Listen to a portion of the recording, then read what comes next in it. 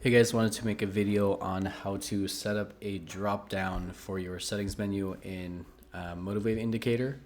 So first thing we are going to do is we're actually going to create an array list of those drop down items that we want.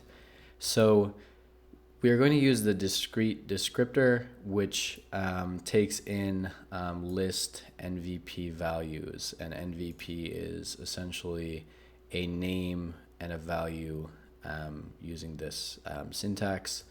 So to do that, to create our array list, I'm going to go down a few lines here, and we are going to just call this drop down list. And to create the list, we're going to do list NVP, kind of like we have there, and then we are going to name this. I'm just going to name this drop down, set this equal to a new array list, and put parentheses, semicolon. Now to add items to this list, we are going to do dropdown.add, and then we are going to do new, because the type has to be NVP. We're going to add NVP and do the syntax like it has over here. So first comes the name. So I'm just going to put letter A, and then the value is going to be A. And then we're going to add two more. I'm just going to do B and C, add new NVP, letter B, and the value is B. And then let's add C. So do that, new NVP, letter C, and then the value, we're going to put C. And then we're going to make sure that we have this imported. So to import the NVP, you can see the import that you're going to need right there. So I'm going to put this up here.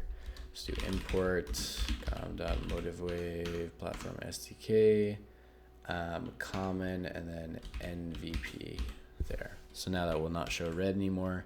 When you're typing in the NVP, you can just hit tab, and that'll auto import it here in the IDE.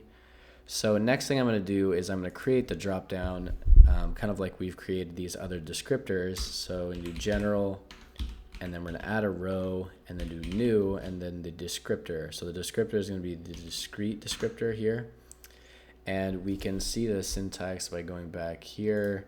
So we're going to first input the string name, the string label, and then the string default value, and then we're going to put in the variable here, this drop-down variable. So first I'm going to name this, I'm just going to do letter, and I'm going to also just make the same name for the label. And then for the default value, I'm just going to put A, and then I'm going to plug in the drop down there.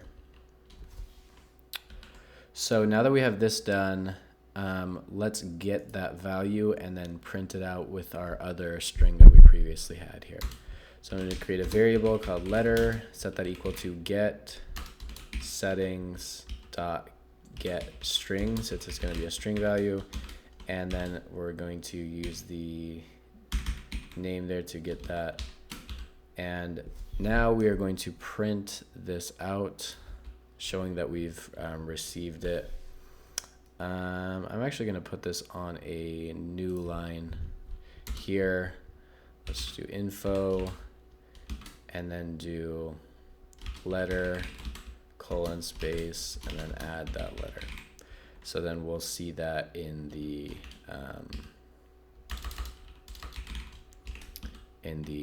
logs.